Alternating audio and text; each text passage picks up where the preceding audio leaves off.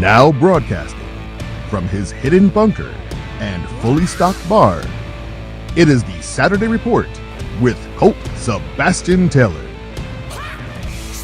First up, some sad news this week. Andre Brauger passed away this week at the age of 61. Well-known actor for his various roles, including Homicide, Life on the Street, and then more recently, long-running starring on Brooklyn Nine-Nine. Brooklyn Nine-Nine as Captain Holt, which is where I really saw him on there. Amazingly great actor, passed away after brief illness, according to a statement released by his agent and his family. He was on nearly 100 episodes of Homicide as Detective Frank Pemberton. He also would appear on Law & Order, as well as the made-for-TV movie. His first film, Glory, which he played a Civil War soldier, amazing movie. Also had roles in City of Angels, Frequency, and The Mist. He starred in his own series, Gideon's Crossing, in 2000, before showing up in The Practice. He also appeared on shows of Men of a Certain Age, Thief, and Hacks. But again, probably best known for playing the stoic and dramatic Captain Holt on Brooklyn Nine-Nine for more than 150 episodes for that series. A very, very, very, very good series on there.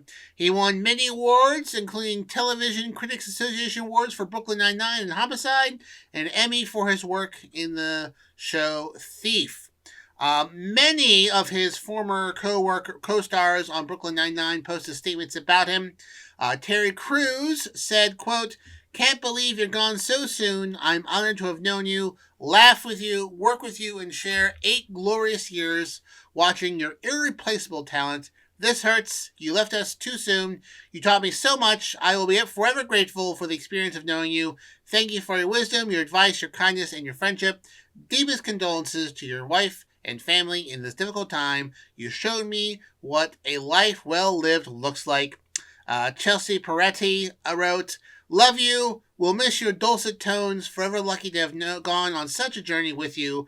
Ringside seat. You were so funny to me, and the epitome of still waters run deep. I will always cherish our conversations, often with me hanging in your doorway, barring your exit, and the insane opportunity to be your sidekick. It is weird that I am also grieving for what Captain Holt meant to Gina. I really hope and knew I would see you again. I hate that I won't." Another Brooklyn Nine-Nine star, Joe Lou Torrego, posted, "So many wonderful stories we told about Andre, but for now, all my love goes to his wife, Amy, and his 3 boys, who he loved very much and flew back every weekend from the show to be with. We all know how powerful of an actor he was, but even more, Andre knew exactly well his most important role and was deeply proud of it. He spoke often about his sons and knew how lucky he was had to have Amy. I'm grateful to them for allowing us to share 8 years with them. He was committed and passionate about the things he loved, and that voice, it laid anchor to the roughest of dialogue. What you probably don't know is that Andre could sing too, and he did often at lunch, belting bassy vocals from his dressing room to whatever new music he found. At first, it was odd because, well, it was Andre Brauger crooning at full volume behind closed doors, but then very quickly it made all the sense in the world because he was a man so full of song, and that's why the world took notice. I miss him so much already. What an honor to work with a man who knew what it was really all about. I feel blessed and thankful. Miss you, Captain Holt. Love, Porkchop." Reed Diamond, who worked with him on Homicide, posted a statement saying, "Andre was an inspiration as a man and as an actor. As a first-year student at Juilliard, I was plunked into a spear-carrying role in his 4th-year production of Othello.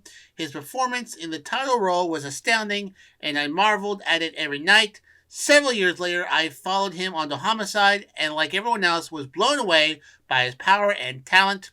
But honestly, what I most remember, and what I always tried to emulate, was who he was as a father and husband. He always seemed to have what was most important in his life figured out. A tremendous loss. My deepest condolences and most heartfelt love to his family." Melissa Firmo, who played Amy Santiago, also posted on Instagram with a few photos of her and him, saying, "I love this first picture. The moment before that photo, Andre and me sitting on a little wooden deck overlooking an ocean of Malibu. We were having our first of many deep conversations when out of nowhere, a big wave splashes the rocks below us and we get hit. We get so startled that we jump up and run off the deck and then crack up laughing. We were shooting the beach house episode. I will remember all the advice you gave me. I remember all the times we laughed because your laugh was one of the all-time greatest laughs that have ever existed. I remember the deep love and loyalty you had for your family. I remember it every time I ask work to make time for me to be with my family. I remember how you sent me pictures of fallen trees in New Jersey because you knew how much I missed that time of year back east. I will remember you calling me Melly Fumi. I remember it so much." So, lots of people very upset of his passing. He was a amazing actor, hilariously funny. Unfortunately, passed away this week, according to later news reports. Was unfortunately recently diagnosed lung cancer. Now, they said it was a brief illness, but he was diagnosed with lung cancer earlier this summer, and it unfortunately progressed quickly, and he passed away this week at the age of 61. I highly recommend, my friends, to check out the movie Glory, also starring Matthew Broderick, Denzel Washington, and Carrie Ewans, as well as Brooklyn Nine-Nine, which also has Andy Samberg in it as well. A hilarious series, a great movie. Check it out. But once again, Andre Braugher, this week, Captain Hulk, passed away at the age of 61. In other celebrity news, the official cause of death of actor Matthew Perry was released this week by the Los Angeles County Coroner, saying it was the acute effects of ketamine therapy, along with some accidental drowning, as well as the buprenorphine effects and coronary artery disease. So a variety of things seem to have happened. The buprenorphine and the ketamine are both used to treat both opioid use disorder as well as depression, and then artery disease, and was just living his hard life over the years. It does not seem like it was a regular therapy. He may have been self-medicating with these things to get his substance abuse and depression under control. It seems like the cause of that may have caused a heart attack while he was in the hot tub, leading to his accidental drowning, unfortunately. But much like was initially thought that it was an accidental drowning, it didn't seem like they didn't find any other drugs in his system.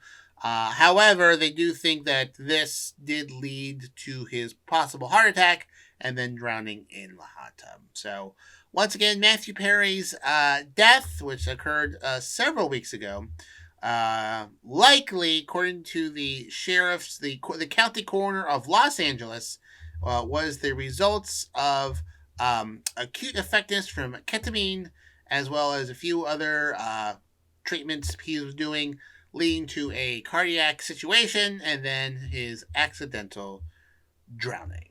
So, no foul play involved and no other drugs found in his system, but just an unfortunate turn of events for the great Matthew Perry. Moving along, but still staying in entertainment, as I do every year, my friends, I like to tell you films selected for the National Film Registry, films that they're going to be taking care of and preserving for future generations. And every year they release a new list of films to put into the National Film Registry. So here are the films this year for 2023 selected for the National Film Registry, and these are, I believe, from oldest to newest. So these old ones, never seen, but we will go through them. The first up is 1921's A Movie Trip Through Filmland, never seen it. 1933, Dinner at 8, never seen it. The Bohanno Family Film Collection, which it's a family's film collection. I don't know who they are, but apparently they're pretty important to the 1950s, 1970s. Helen Keller, in her story, I've actually seen that. Lady and the Tramp Disney movie, seen it, 1955.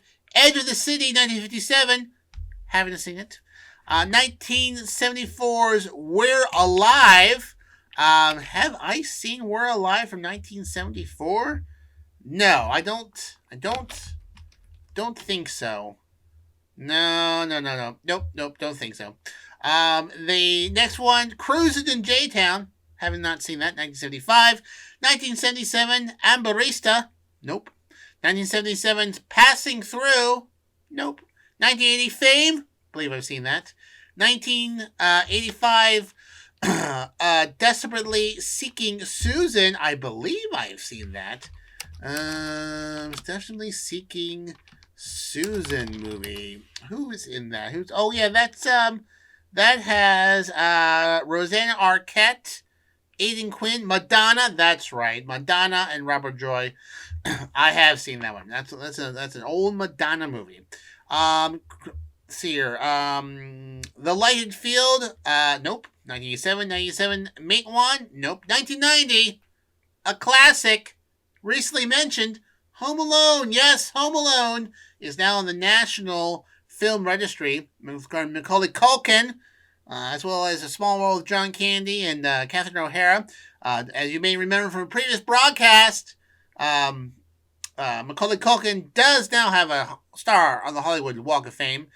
1991, Queen of Diamonds. Queen of Diamonds. Who is in that one? I don't know who's in that one.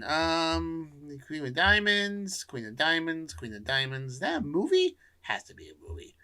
Oh yeah, movie with nope, no idea who's in there. All right, I've never heard before. Next up is Terminator 2: Judgment Day, classic, Arnold Schwarzenegger. 1993, A Nightmare Before Christmas. Now that's also an amazing movie. 1993. I thought it was that old. Now I feel old. Also 1993's The Wedding Banquet. 1994's Mail-In, A Strong Clear Vision. 1995, Apollo 13 with Tom Hanks. Seen that one. 2000, Bamboozled. That's a very good movie. 2000's Love and Basketball. Also a good movie. 2013's 12 Years a Slave. That movie's 10 years old. Jeez Louise. Good movie. And then finally, 2013's 20 Feet from Stardom. Those, my friends, are the top movies that are being preserved this year. The National Film Registry was founded in 1988, and now has preserving 875 films deemed to be of national importance. Always selects 2 holiday films as they do this end of the year. And this year, obviously, they're being shown at the Library of Congress on December 21st. They're showing The Nightmare Before Christmas, and on December 28th, they're showing Home Alone. So, Catherine O'Hara, who's actually in both of those movies, said in a statement, "It made the work sound very important in a national way. We were here and we had some stories to tell. It's nice to be part of the cultural documentation of the country." That's pretty amazing. Pretty amazing stuff. Good stuff. So I don't know if you can get your hands on all those movies. Might be tough. But I mean, you could probably rent them at the Library of Congress. That is where they are being preserved there. But those are the next selection of movies being preserved by the National Film Registry as films of national historic importance. Next up, my friends, in other entertainment news, in news that will surely please my mother, who is a big fan of the soundtrack, another Beverly Hills Cop series, or movie or series, is coming out on Netflix. Eddie Murphy coming back for Beverly Hills Cop, Axel F. Yes, he's coming back playing Axel. The comedy, the Axel Foley, the 4th edition of the Beverly Hills Cop series, Beverly Beverly Hills Cops 2, and Beverly Hills Cops 3. The last one being released in 1994. First one in 1984. And guess what, my friends? All your old favorites are coming back. Yes, that's right. Billy Rosewood, played by Judge Reinhold. John Taggart, played by John Ashton. Jeffrey Freeman, played by Paul Reiser. And, of course, Serge, by Bronson Pinchot, are all coming back for the series. Also, in this series or movie, I know it. I think it's a movie. But the new movie also has Joseph Gordon-Levitt playing his new partner, and Kevin Bacon as Captain Grant. And yeah. So it's coming back. I will. You know what? I'll probably watch it. I did enjoy the first 3 movies. And I'm glad they brought back literally almost everyone. I don't think there's anyone that was still in these movies has passed away. But, the ones that I mentioned coming back, that's amazing. And can't wait to see it. Like, I saw Eddie Murphy's Coming to America sequel over the pandemic. Not bad. Much like the Bill and Ted's Excellent Adventure sequel. Again, not bad. But... I'm sure they will do a pretty good job at it. I'll definitely check it out. But anyways, coming in 2024 to Netflix, Beverly Hills Cop, Axel F. Be sure to check it out. And the original ones, you know what? I think they're pretty good too. Some jokes don't stand up over time, as movies from the 80s and early 90s do. So just accept that part. But I do enjoy those movies. Soundtrack's amazing. So my mother will definitely watch it just to hear the Beverly Hills theme song once again. Moving along into music news, Trevor Noah, former host of The Daily Show, will be hosting the 2024 Grammys for the 4th consecutive year. Pretty impressive. According to the Recording Academy, he said on his podcast, What Now with Trevor Noah, I think it's important to acknowledge something. I'm hosting the Grammys. I'm excited about it. Yeah, it's a lot of fun. I enjoy the Grammys because I get to watch the show in person and then experience and comment on it in person while it's happening. Nominees for the 2024 Grammys are led by SZA, who received nods for her blockbuster album SOS, appearing in 3 of the 4 big categories, with the exception of New Artist. Behind her, Victoria Monet, mixing engineer Sabern Ganina, and Phoebe Bridgers tied for 7 nominations, and the later receiving nods as both a solo artist and also being part of Boy Genius. 8 musicians are tied for 6 nominations. Producer Jack Antonoff, John Batiste, Boy Genius, Brandy Clark, Miley Cyrus, Billie Eilish, Olivia Rodrigo, and Taylor Swift. Overall, the top 3 general field categories were widely dominated by women, as only 3 went to a recording artist from a male artist out of the 24 nominations. Of the potential big moments of the 2024 Grammys, Swift could potentially net the most Album of the Year award wins with Midnight, sweep the category and secure her fourth victory. The movie Barbie soundtrack, could also clean up with 12 nominations, including 4 out of the 5 slots in the songs written for a visual media category. It was a pretty good soundtrack and pretty good movie. The 66th Grammy Awards will take place February 4th, 2024, and produced by Furwell 73 Productions for the Recording Academy. And Ben Winston, Raj Kapoor, and Jesse Collins are executive producers. The event will be broadcasted from Crypto.com Arena and will air on CBS and Paramount Plus. So, I'm sure Taylor Swift will win some more things. She's having quite the impressive run.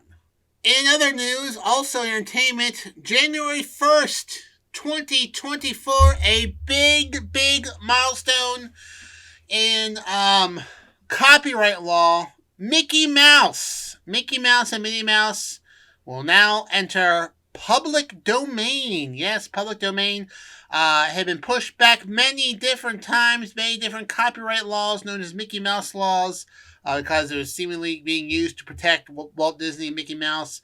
Pushing back. various copyright dates, but it will finally enter public domain in 2024. But not like Mickey Mouse as you know him today, but Steamboat Willie Mickey Mouse, which is a little bit different. A little bit different than the Mickey Mouse you see today. But Steamboat Willie Mickey will enter public domain. According to Jennifer Jenkins, professor of law and director of Duke's Center for Study of Public Domain, wrote, "This is it. This is Mickey Mouse. This is exciting because it's kind of symbolic. I kind of feel like the pipe on the steamboat about to expel its smoke. It is so exciting." Under current U.S. law, copyright is to be held for 95 years after Congress expanded its lifetime several times during Mickey's life. Okay, so it's now 95 years since publication, 1928 being, 2024. It's sometimes diversely referred to as the Mickey Mouse Protection Act. That's oversimplified because it wasn't just Disney that was pushing for a term extension. It was a whole group of copyright holders whose works were set to go public domain soon, who benefit greatly from 20 years of extra protection. Mickey Mouse's, according to Disney spokesman, to the statement for the Associated Press, quote, "Ever since Mickey Mouse's first appearance in the 1928 short film Steamboat Willie, people have associated the character with the Disney stories, experiences, and authentic products. That will not change when the copyright of the Steamboat Willie film expires. Current artists and creators will be able to make use of Mickey, but with major limits. It is only the more mischievous, rat-like, non-speaking boat captain in Steamboat Willie that has become public. Quote, more modern versions of Mickey will remain unaffected by the expiration of Steamboat Willie copyright, and Mickey continues to play a leading role as the global ambassador for the Walt Disney Company in our storytelling, theme park attractions, and merchandise. Not every feature or personality trait of a character displays is necessarily copyrightable. So courts could be busy in the next couple of years determining what is inside and outside of Disney's ownership. Quote from the Walt Disney Company, quote, "We will, of course, continue to protect our rights in the more modern versions of Mickey Mouse and other works that remain subject to copyright."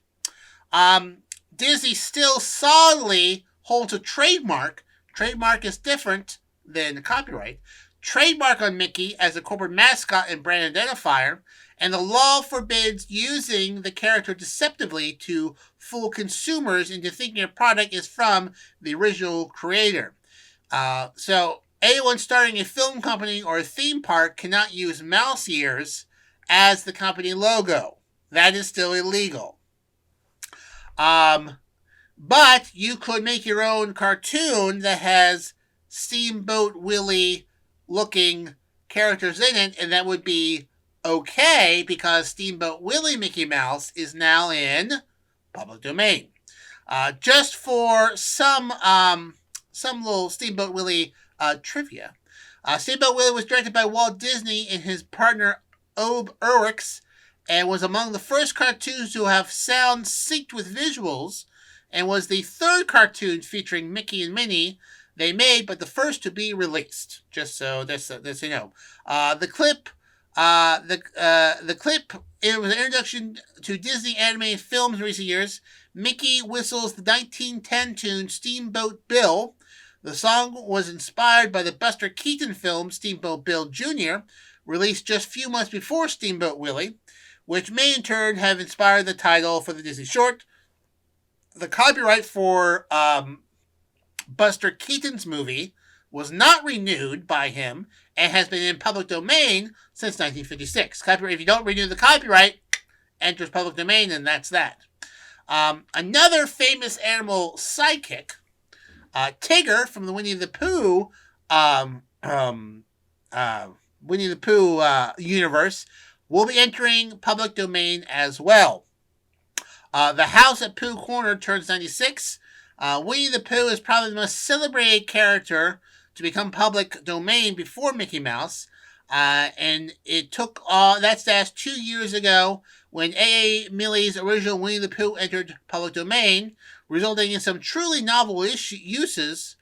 For example, you may have seen Winnie the Pooh, Blood and Honey, where Winnie the Pooh becomes a murderer and kills a bunch of people as Winnie the Pooh, because Winnie the Pooh is public domain, so someone could take the Winnie the Pooh character and make a horror movie after them, and it violates no copyright and doesn't owe anyone any royalties. Pretty crazy, right? But 95 years, that is the copyright laws in the United States now. So it is what it is. Not all copyright laws are the same, though. For example, George Orwell's Animal Farm in 1984 are not public domain in the United States, but they are public domain in Great Britain because the public domain laws in Great Britain are different than the public domain laws in the United States. So, if you go to the United Kingdom and make something using characters from Animal Farm or 1984 into something in the United Kingdom, perfectly okay. If you do that in the United States, you would violate United States copy law rules. Whew. Boy, howdy. It's very confusing.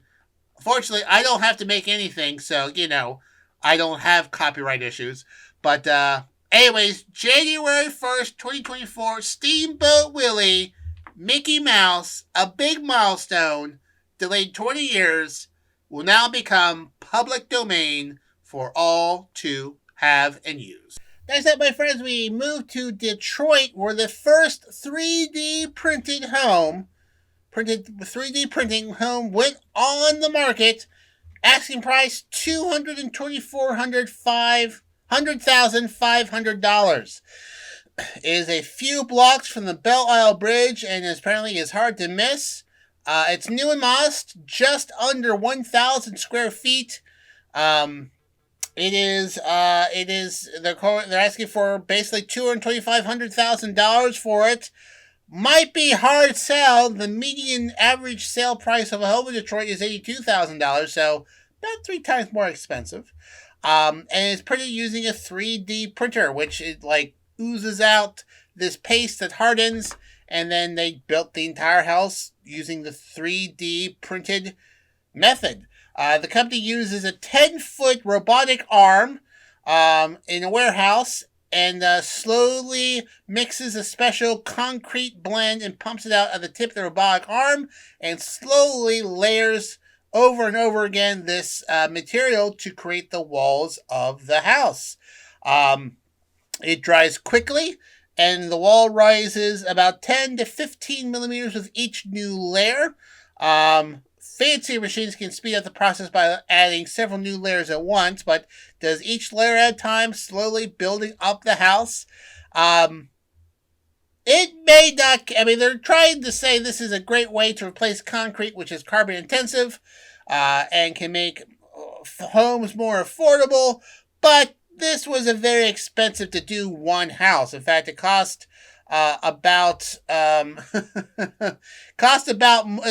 more than what they're asking for. But the price was set by the Michigan Housing Development Authority as the project was funded through loans, grants, and other things to set the final price. The developers of this think that it will be very cost effective once it's more of a large scale sort of creating houses. Creating one house, kind of expensive. Creating a bunch of houses at once, less expensive. It would say the director of it wants you to think of it as like developing 100 houses in the Austin area. Building one house, very expensive for that one house. You build 100 houses in development, the prices come down through cost of scale savings and whatnot. So that's what they're working on. And according to the director, he said that lots of the last year took them a year to make this. But says the last year wasn't done in construction time. It was us waiting around pleading with tradespeople to give us a quote. Once they had it all sort of figured out, the walls of the house were printed in 5 days, with 2 people monitoring the machinery, and then a few more days to sort out everything else. The technology could form an automation that could eliminate jobs and concentrate wealth in the hands of the technology owners, something that society, community leaders don't want that to happen, but they want to make sure that the gains and the benefits for 3D printing go to everyone, not just the few people responsible for the technology. So we'll see if this catches on. Obviously, price is a big factor in this, but if they could get it down to a good art, get it done quickly, most importantly, get it done cheaply, then this could be the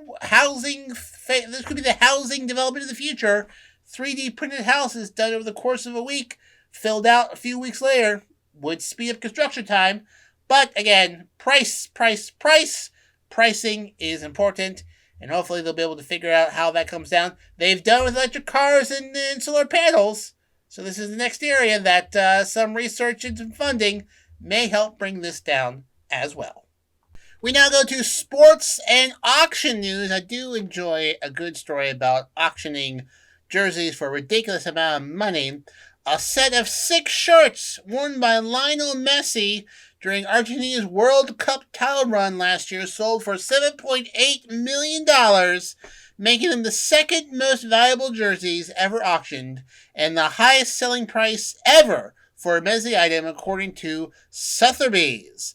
The set of blue and white striped shirts, including one jersey worn during the World Cup final match, sold for $7.803 million, according to the New York-based auction house Sotheby's.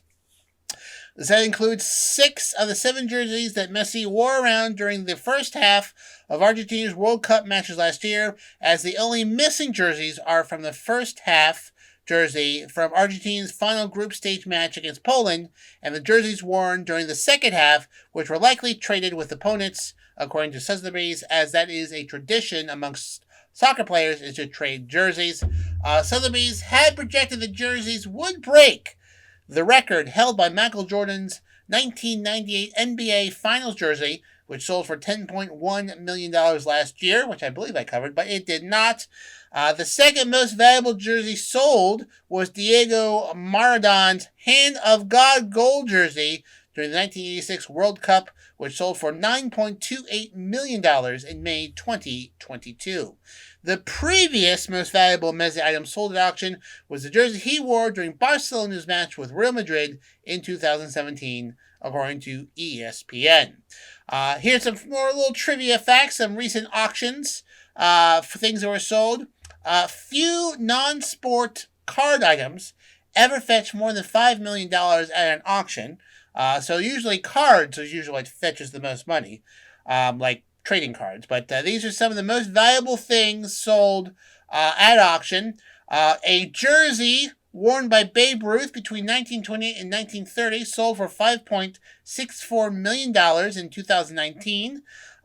In the same year, a 1982 Olympic Games manifesto, I don't know, I think it's just, I don't know what that means at all, $8.8 million. In 2013, the NBA Finals jersey worn by LeBron James and a jersey sold by Kobe Bryant during his MVP season sold for $3.6 and $5.8 million respectively. So, pretty crazy. Messi is the world's second highest paid athlete in the world, with a net worth of $130 million. Messi, who has a lifelong deal with Adidas and his own clothing line, is the highest paid player in Major League Soccer with an annual salary of $20.4 million. Pretty impressive stuff. That's a lot of money. So, jersey worn during his World Cup set, minus a few that are missing, $7.8 million during auction. In other entertainment news, Barbra Streisand is to receive a SAG Life Achievement Award in the 2024 ceremony, and she'll be the 59th recipient of the SAG-AFTRA's highest honor. She'll receive a tribute on February 24th, 2024 at the 30th Annual SAG Awards ceremony, which will be streaming live on Netflix. According to a statement from Barbara Streisand, quote, "Ever since I was a young girl sitting at the Laus King Theater in Brooklyn, I dreamed of being one of those actresses I saw on the screen. The movies were a portal to a world I could only imagine. Even though I was an unlikely candidate, somehow my dream came true. This award is especially meaningful to me because it comes from my fellow actors, whom I so admire." She's 81 years old, if you can believe it. Though the award comes from the Screen Actors Guild, Streisand is an endlessly versatile talent. Begun her career on Broadway, recording Grammy-winning albums, directing and producing numerous projects to critical acclaim. She broke out on stage in 1964 in the original production of Funny Girl, a role she reprised in 1968's film adaptation, which won her a Best Actress Oscar. And now she is most synonymous with that part. She starred in classics of The Way We Were, the 1976 version of A Star Is Born, What's Up Doc, Yentl, Prince of Tides, and she won her second Oscar for writing the love theme to A Star Is Born, Evergreen. She made her directorial debut in 1983 with Yentl, becoming the first woman to direct, produce, write, and star in a feature film, and the first woman to win a Golden Globe Award for Best Director. Her features, The Prince of Tides and The Mirror Has Two Faces, were also Oscar nominated, including a Best Picture nod for Prince of Tides.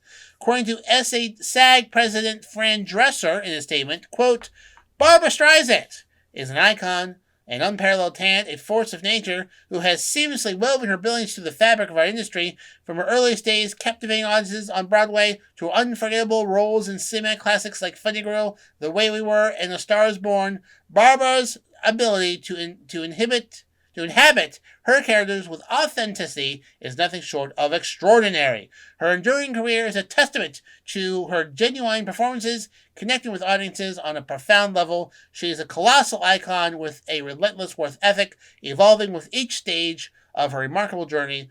We celebrate Barbara Streisand, not just for her achievements, but for her enduring legacy she has carved." Streisand has also released more than 80 albums over the course of her career. Her accolades include 10 Grammys, 5 Emmys, 3 Peabody Awards, and a Tony Award. And she recently published her long-awaited memoir, My Name is Barbara, which became an instant New York Times bestseller. So, Barbara Streisand, Babs, receiving SAG's Lifetime Achievement Award in this year's 2024 ceremony. Well, my friends, that just about wraps up this week's Saturday Report with me, Colt Sebastian Taylor. As a programming note, I will not be here next week, December 23rd, to give you a Saturday Report. I will be on holiday break, but I will return on December 30th for a year-end Saturday Report, New Year's Eve for you for that particular day. So be sure to check me out then. I hope you have a great holiday week. Christmas Eve is a week from tomorrow, so it's time to get all your shopping done and put all your cards in the mail. If you're going to mail something out, those UPS, FedEx cutoff dates, they're coming fast. Might be Monday, Tuesday to guarantee Christmas Eve delivery. You definitely want to be careful about that. In the meantime, you can find me on a variety of social media channels, like the Twitter, the Facebook, the Instagram, the Counter Social, the Threads, the Cameo, at Colt S. Taylor. And of course, if you like Dungeons & Dragons, then you can catch the Longshots Dungeons & Dragons every Wednesday around 8:30 p.m.-ish EST, sometimes 7 p.m. EST. You should really just follow my social media networks to let you know when we'll actually be having our session. Great D&D fun from folks from Canada to Kentucky to Florida to New Zealand. And yeah. And of course, obviously you are, but you've subscribed and you follow Colt S. Taylor on Anchor.fm to follow all updates to the Saturday Report or any of your other podcasting listening services. So, until next week, my friends, I am, of course, your friend, full of jolly and joy, Colt Sebastian Taylor, and I will see you later.